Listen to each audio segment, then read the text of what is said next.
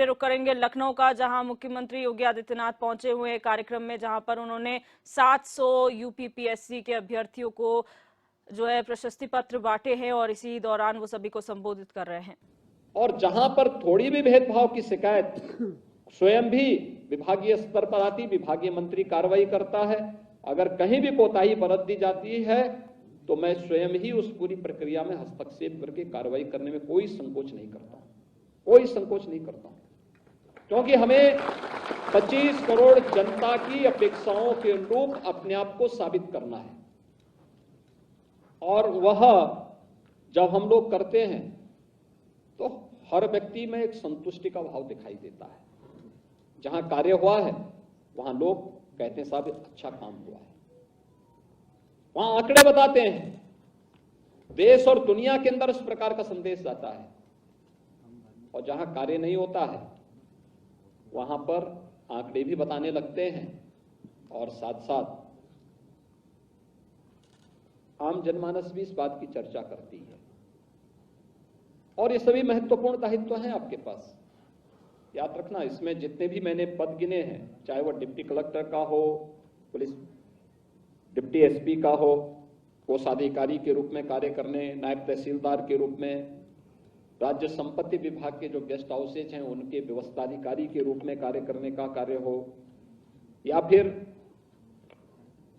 Mining में वहां पर माइनिंग अफसर के रूप में, या फिर आपके खाद्य और ग्रामोद्योग बोर्ड में हो, या खाद्य और रसद विभाग में जिला पूर्ति अधिकारी के रूप में, या आयुष विभाग।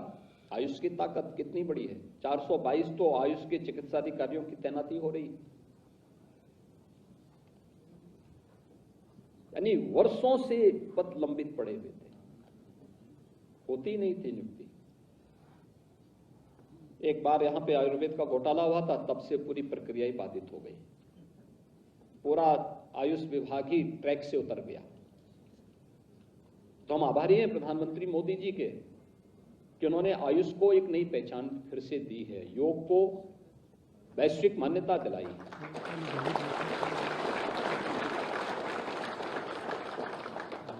और अब आपका दायित्व है कि आयुष विभाग जिस दिशा में कार्य कर रहा है उसको और तेजी लाने, हेल्थ एंड वेलनेस सेंटर जो बनाए जा रहे हैं, इसमें कैसे हम गति दे सकते हैं, आपकी उपस्थिति उसके लिए महत्वपूर्ण होगी।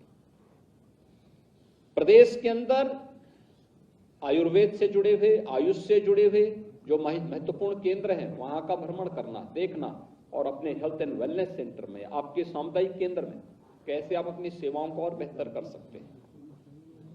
देश के अंदर इस क्षेत्र में बहुत प्रगति हुई है। एक क्षेत्र है जो हेल्थ टूरिज्म के लिए हमारे लिए एक नया अवसर उपलब्ध करा सकता है। और आयुष के क्षेत्र में मैं मानता हूं कि जो आयुर्वेद के जो हमारे चिकित्सक हैं, इनके लिए तो इतना अवसर है कि अपने आप को नहीं पहचान पा रहे हैं। इनके पास इतना पोटेंशियल है, इतना कुछ ये कर सकते हैं, लेकिन अभी भी उसमें कहीं ना कहीं कमी नजर आती है।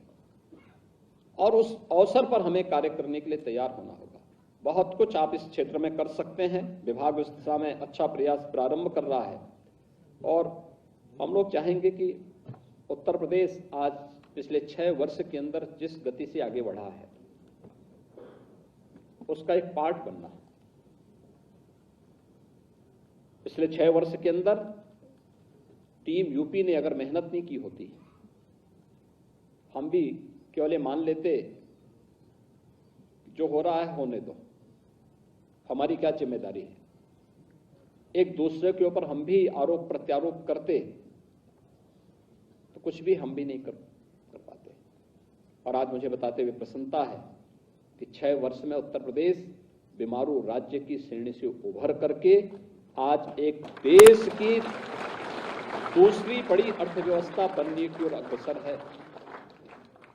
कोई कल्पना करता था उत्तर प्रदेश के अंदर 6 वर्ष में प्रति व्यक्ति आय दुगनी होगी, उत्तर प्रदेश की जीडीपी लगभग दुगनी होगी, उत्तर प्रदेश भी $1 ट्रिलियन की इकोनॉमी बनने के उस संकल्प के साथ आगे बढ़ पाएगा?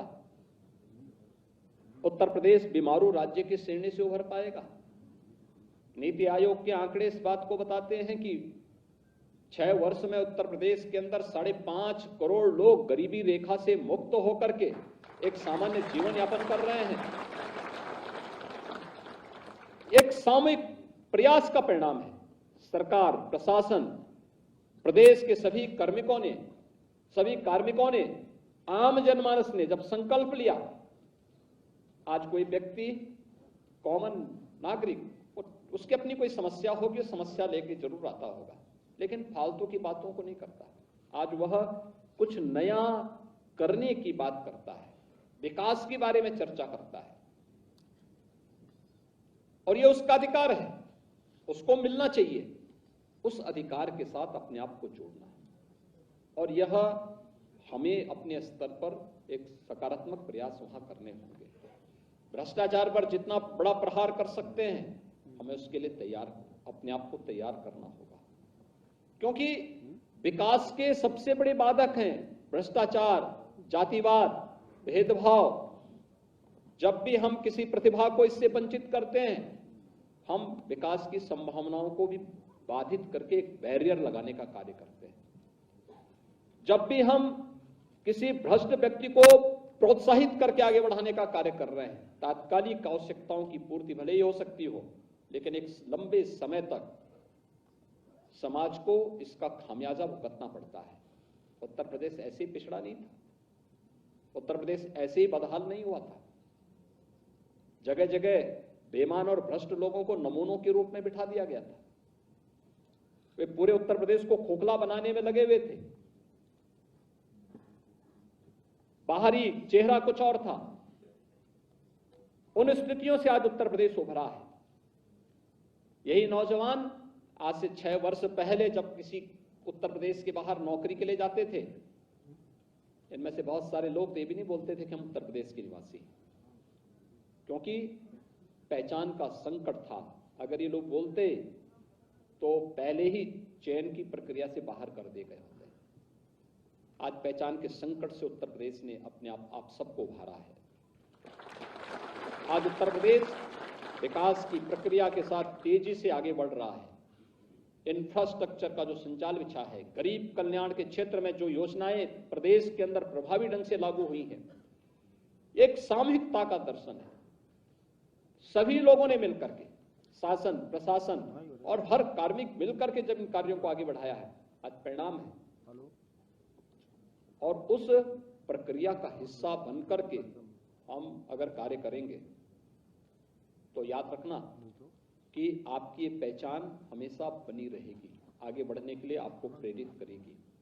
इस पहचान को बनाए रखने के लिए निरंतर प्रयास और परिश्रम करना पड़ता है।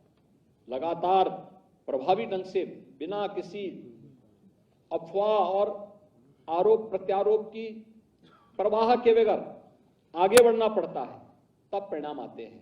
और उस परिणाम के लिए आज हम सब उत्तर प्रदेश को आगे बढ़ते हुए देख करके एक आत्मिक संतुष्टि होती है कि हाँ, अब उत्तर प्रदेश के नागरिकों से जो लोगों की अपेक्षाएं थी, वो उत्तर प्रदेश का नागरिक उससे उस उम्मीद पर खरा उतरा है, और खरा उतरने का वाहक के रूप में आपको कार्य करना है।